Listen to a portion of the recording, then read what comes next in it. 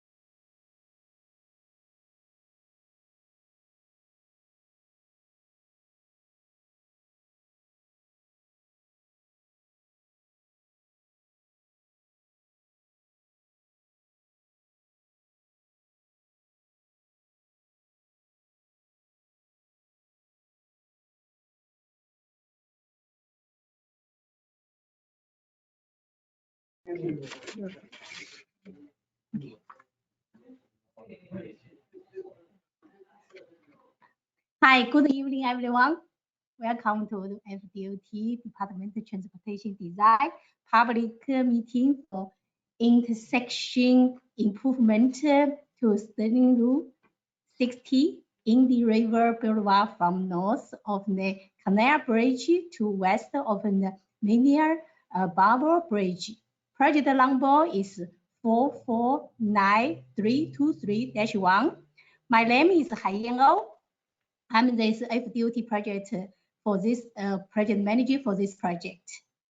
I would you like to introduction tonight the mandatory or is community is outreach specialist Laura Heicher.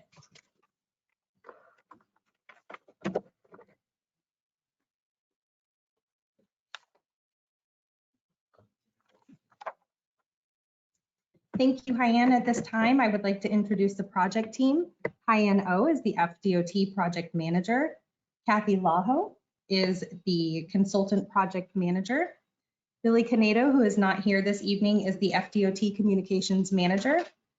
And myself, Lauren Hatchell, the community outreach specialist. If there are any elected officials in attendance tonight, I invite you to introduce yourselves at this time. For those attending virtually, you may use the raise hand feature on the control panel to be called upon and state your name in the title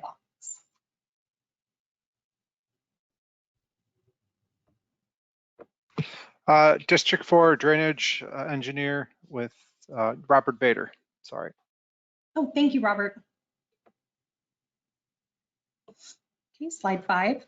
Tonight's agenda includes an overview of the general information regarding the public meeting, FDOT's non-discrimination policy, and the rules of engagement. A presentation about the project, including location overview, proposed improvements, temporary traffic control plan, and the project schedule and cost, followed by the public comment portion of tonight's meeting before we adjourn. Slide 6. Tonight's meeting is being recorded. We are using the GoToWebinar platform for tonight's meeting at no cost to the public to participate. The GoToWebinar control panel should be visible in the upper right corner of your computer screen. Slide 7. If you dialed in today on a telephone and arranged for a paper copy of the presentation, the presenter will announce the page number of the slide being shown.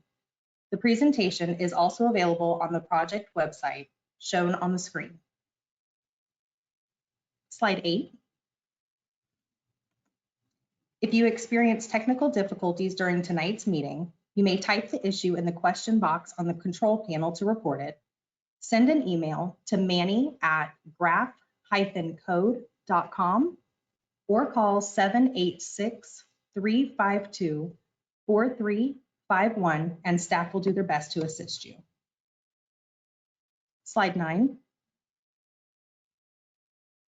You may submit written comments and questions using the question box on the GoToWebinar control panel, online at the project website. You can also email or mail your questions to the project manager directly. The project manager's contact information will be spelled out towards the end of the presentation for the benefit of our listen-only attendees. The contact information is also available on the project website and may have been and would have also been included in the public notification that you may have received by mail. Slide 10. You may also make verbal or spoken comments. Online participants that requested to speak when registering will be called upon during the question and answer period of the public meeting. If you did not register and wish to speak, please use the raise hand button on the GoToWebinar control panel during the public comment period. When your name is called, you will need to unmute yourself on the GoToWebinar control panel before speaking. Lastly, you may call the project manager at area code 954-777-4641 to provide verbal comments during normal business hours after the public meeting. Slide 11.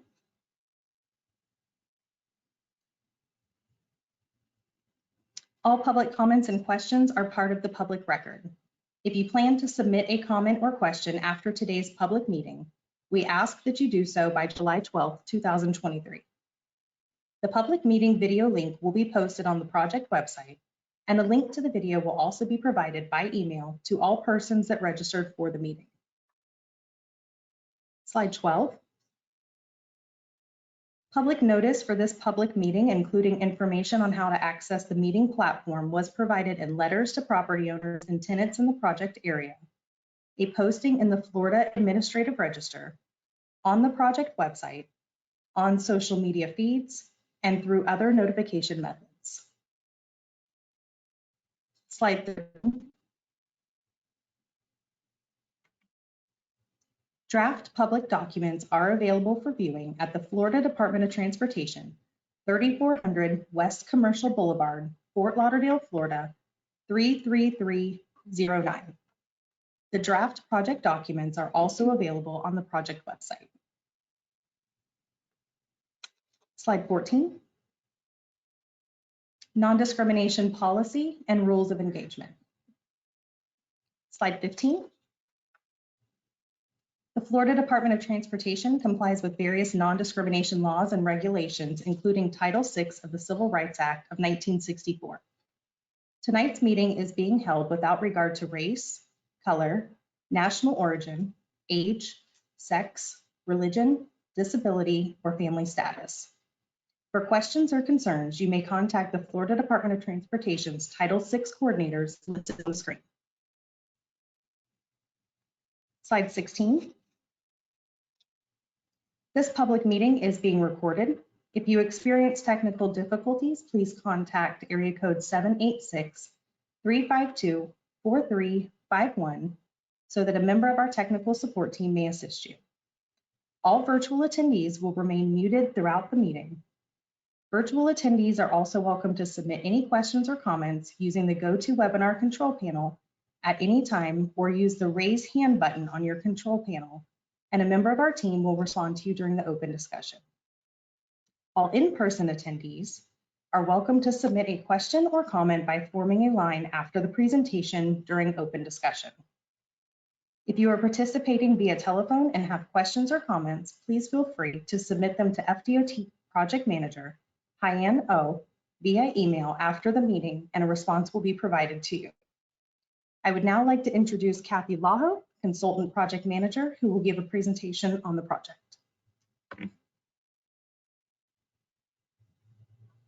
Good evening, everyone. Thank you, Lauren. My name is Kathy Laho. I'm the Project Consultant Manager for this project, which is an intersection improvement project. It's intended to provide operational and safety improvements for the project, and it's located at the State Road 60 Indian River Boulevard intersection with Barber Bridge.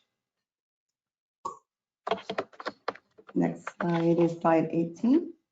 On this slide, you're going to see an aerial showing the project limits of the project. State Road 60 Indian River Boulevard, as I mentioned, from North of Canal Bridge, which is located on the bottom of your slide of the presentation, all the way north to about 800 feet north of the intersection And also this intersection is similar to a T intersection. We're also doing some work along Barber Bridge. The total project length of the project is 0.43 miles. Next slide is slide 20. And on the following slides, we're going to be covering the 3 typical sections of the project. This slide 20 is representing the typical section for the south leg, as if you were driving northbound, approaching the intersection, looking northbound. So from left to right, I'll describe the improvements. The southbound in this leg is actually going to remain as in existing conditions with 4-foot bike lane, 2 12-foot lanes, and a 4-foot inside shoulder. Our work is on the northbound side, which will be widened to increase the northbound right turn lane storage.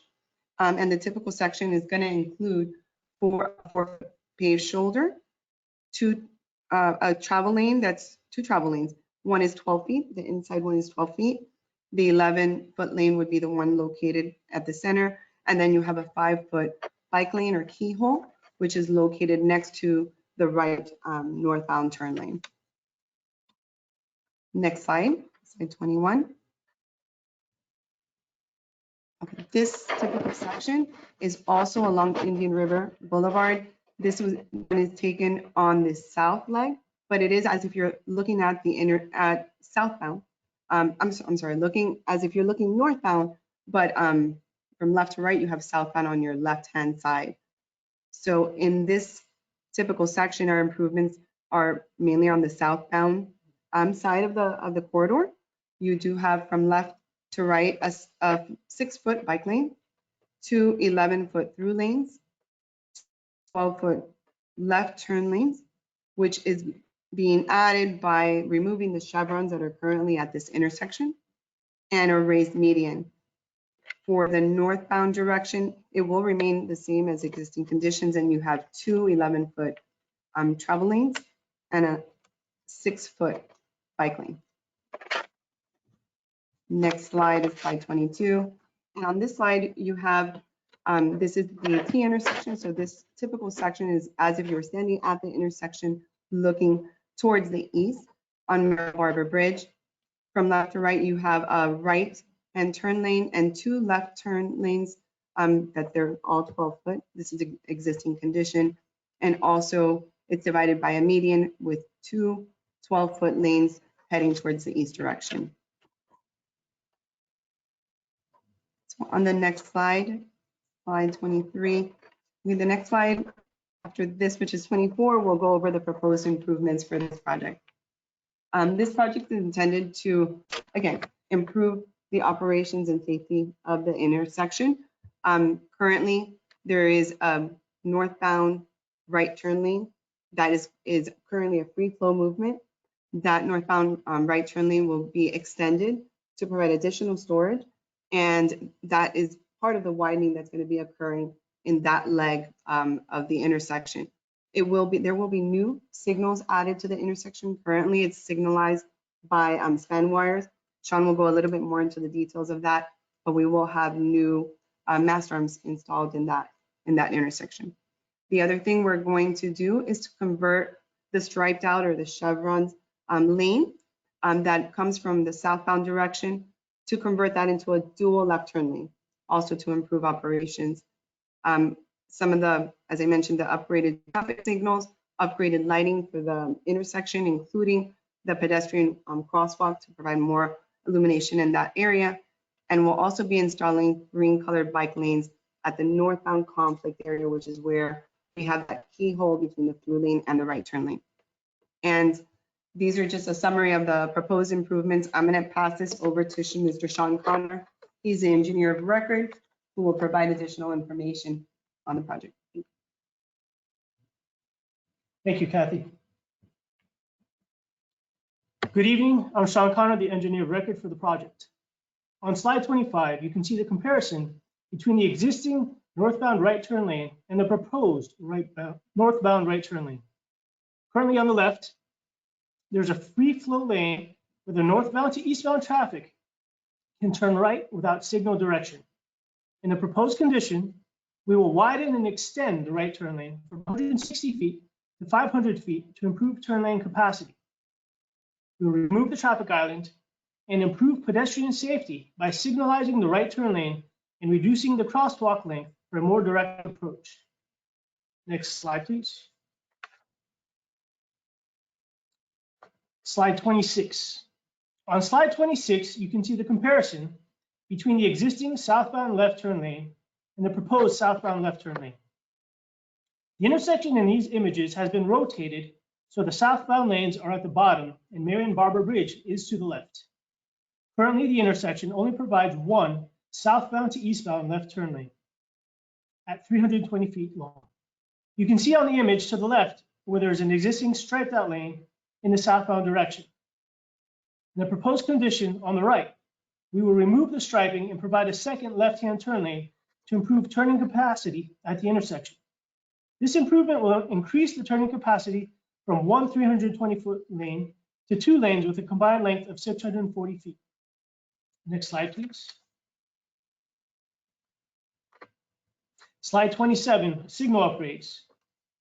Here you can see the image of the existing span wire signals at the top left. We will upgrade these signals to provide mast arm assemblies and pedestrian push buttons similar to what's shown at the bottom right. Upgrading the signals from span wires to mast arms will enhance safety in the event of hurricanes. Next slide, please. Slide 28. The use of green colored pavement will be installed at the conflict point in the northbound direction. This improvement increases driver awareness and enhances safety for bicyclists. Next slide, please. Slide 29, temporary traffic control. We'll begin discussing the temporary traffic control for the project. Next slide. Slide 30. Traffic control will be provided in 3 separate phases at the intersection. On slide 30, you can see the temporary traffic control typical section for phase 1. The yellow hatched area on the slide represents the work zone during this phase. The work during this phase will include removal of the traffic island at the intersection. This work will be necessary to enable the work to continue for phase 2, which is shown on the next slide. Slide 31. On slide 31, you can see the yellow hatched area, which represents the work zone for phase 2. During this phase, there will be work involving widening and extending the northbound right turn lane, as well as sidewalk construction. Due to changes within the work zone, the sidewalk will need to be reconstructed, which will require a temporary pedestrian path, as shown on the typical. Not shown on the typical is the work for phase 3, which includes milling and resurfacing and pavement markings. This work will be done 1 lane at a time to minimize traffic impacts. Please turn to the next slide where Kathy Laho will discuss the remaining parts of the project. Thanks, Sean. So on the next slide, oh, actually, we're there. So project design status, it's kind of to share where we are with this project right now. We are in the design phase, as you just met our engineer of record. We're currently working towards a 90% submittal of the project and itself. So here we're here presenting the project to the public to get any feedback. There are several projects within the immediate area. We have been coordinating that they're both in design and construction. So we have been coordinating internally with respect to the work that's being proposed, not only in our project, but also in the projects that are within this immediate area. Currently, we're working on that coordination and to make sure that we minimize traffic impacts and that we address your concerns. In the near future, we will be back to present the final findings of this coordination that's going on right now. And there will be another design public meeting where we would give you an update as to where we are. And the next slide, I believe I am now passing it over to Lauren for any public comment or question.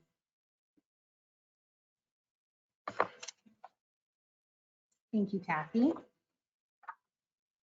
Slide 35. All in-person attendees are welcome to submit a question or comment by forming a line. Virtual attendees are welcome to ask questions or provide a comment by utilizing the question panel or raise hand feature on the GoToWebinar control panel. Once your microphone is unmuted, please provide your full name first, then your question or comment. Your microphone will remain unmuted until the question or comment has been fully addressed. If your question is not responded to during the event, a response will be provided in writing following the public meeting. Are there any elected officials in attendance tonight that would like to ask a question or make a comment? Yes. If you can use that podium with the microphone, please. Okay.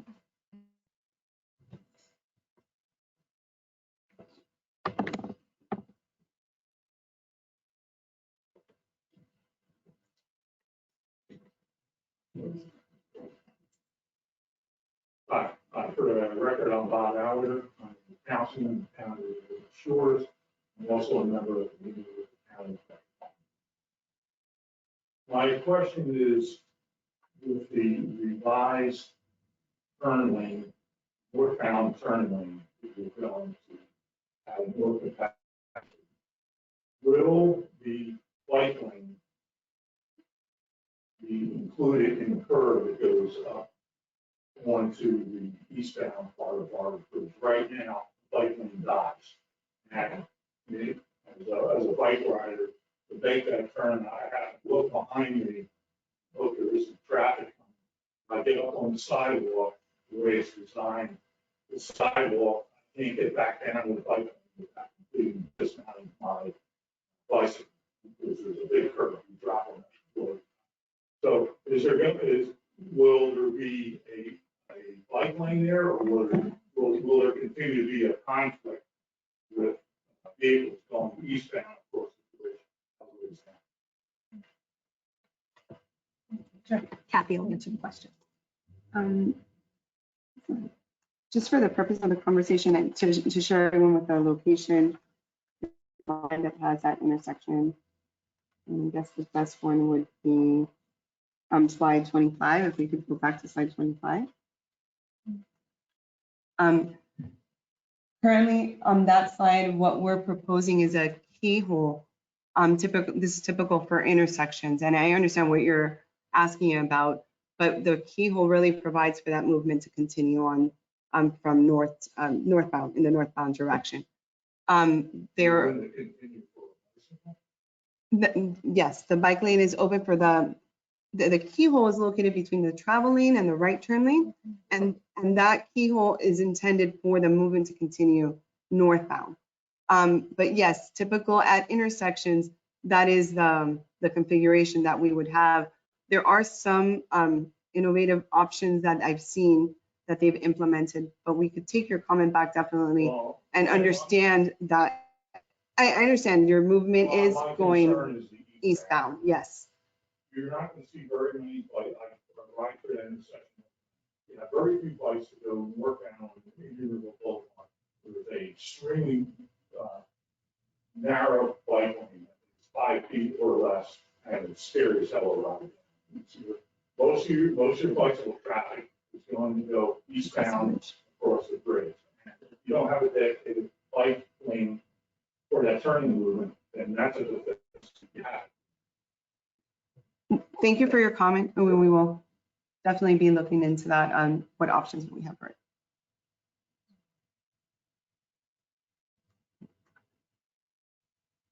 Thank you. And if we could go back to slide 34, please.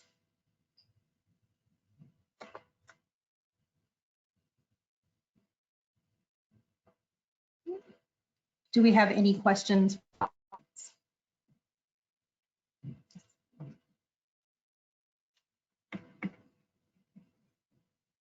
Yes, right now, we're City Council.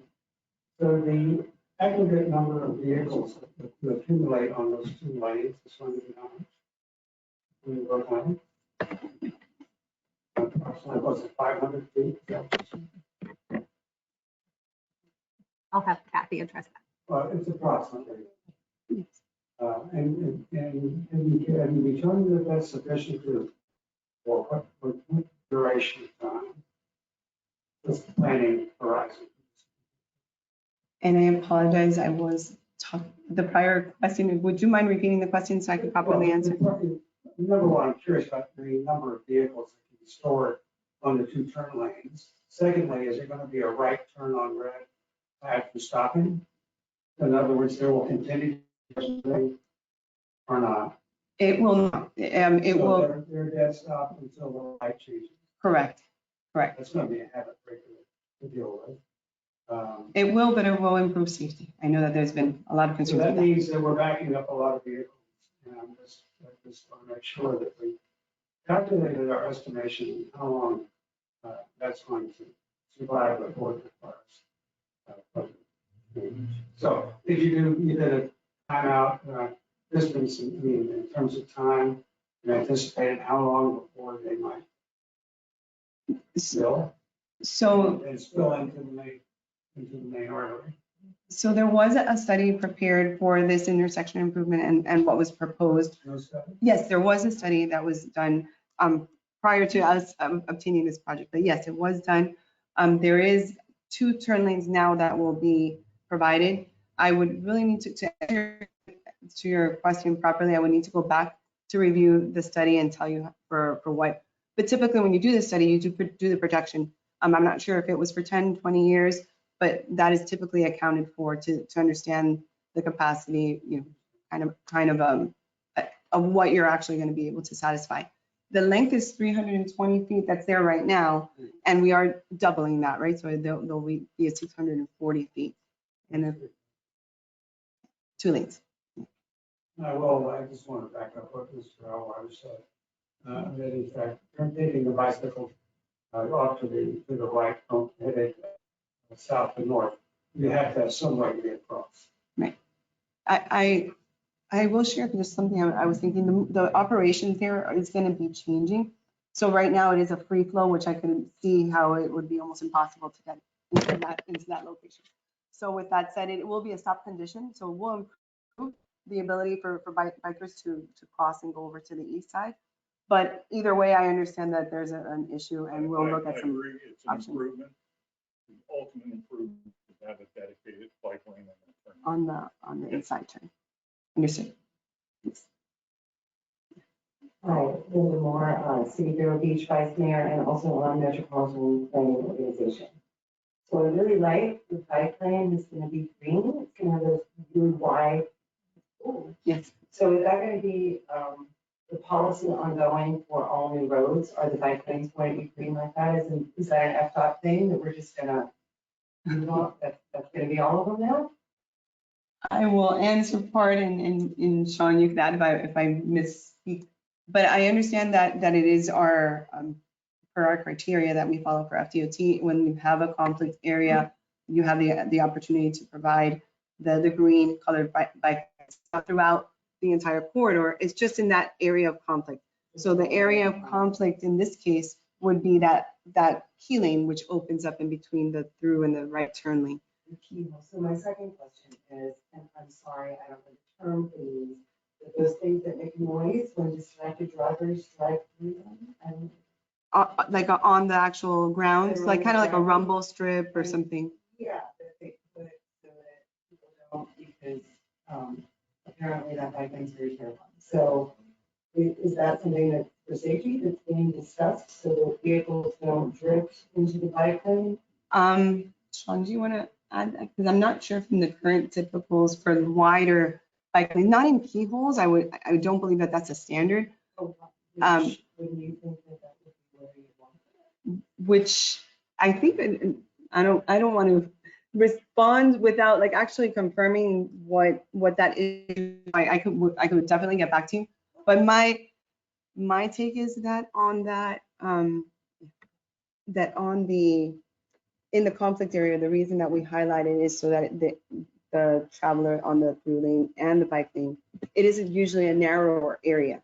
So it would make it hard to install those rumble strips and it not pose a conflict either to the car or to the bike user itself.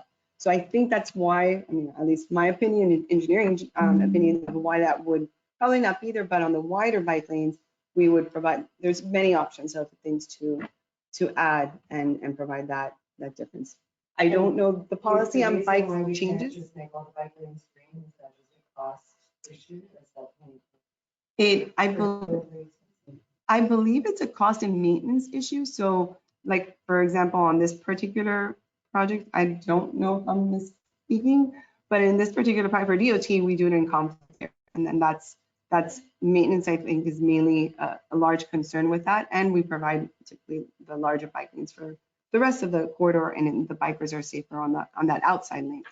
But within other roads, within city roads, if there's an agreement for maintenance concerns, and sometimes the cities may not necessarily want to take that on. So it really depends where we're working with and who we're coordinating with as to whether or not it gets installed.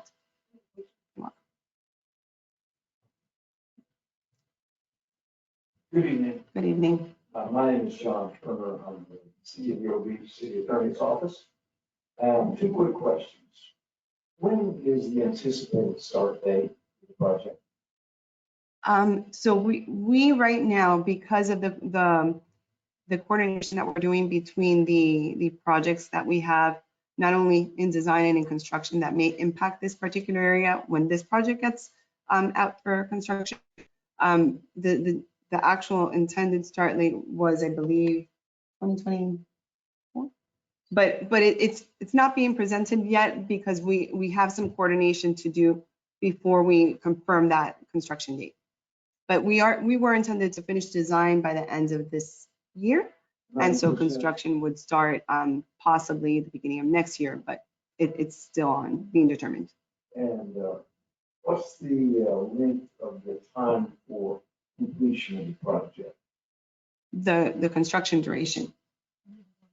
Yeah, we had about a year.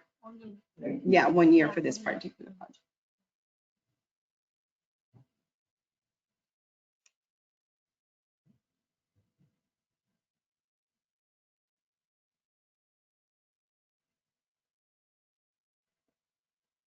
Nancy, I want to continue your resource.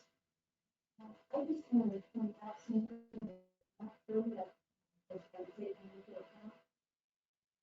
We talked a lot about having the double clear and how that's going to help with the traffic moving through the intersection. I would like to point out though that there is much more demand for the northern lane. Because at the very base of the bridge, there is a light.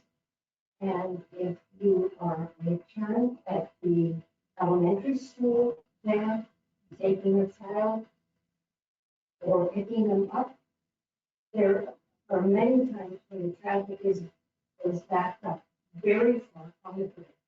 Because you can see into their open back up. And in addition, there's also a need to be in that lane if you're going to turn one on the A1A for a lot of time. Having the 2 lanes there, I am not sure is going to be quite as efficient as what you're thinking. You could have people that are getting into the right-hand lane to get through the light, but then they're going to have to get over and end up causing issues on the bridge.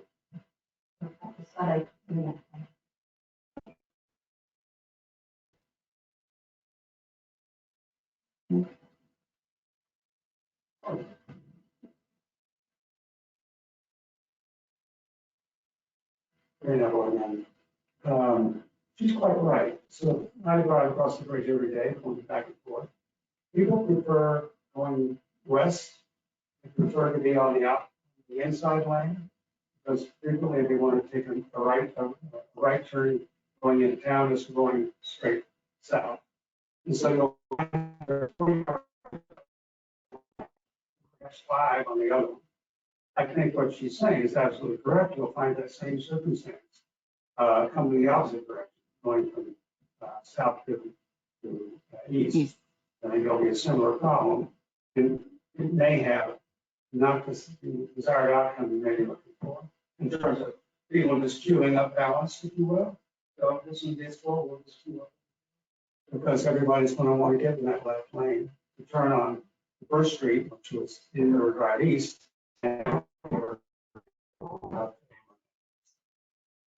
Something to consider.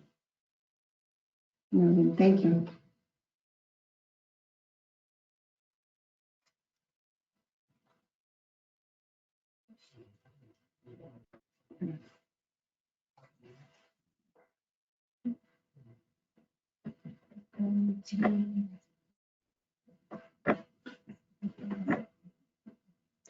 I do not see any questions online. Was there any more from the audience?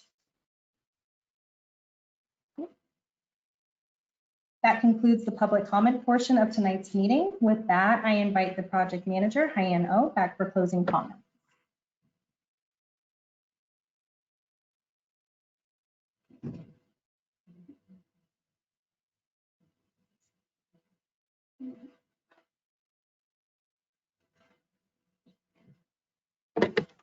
Okay, if you have a question, if you have comments, just do you have form? Yes, we do have a comment form at the sign-in table, so if you have any additional comments or questions, you're welcome to go back in the comment box. Yeah, okay. So I have a contact information.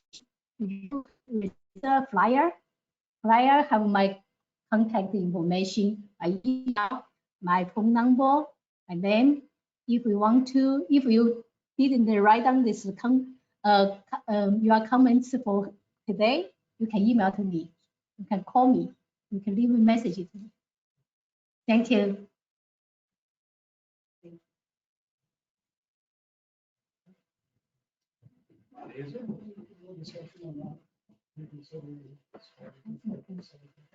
You send me a copy.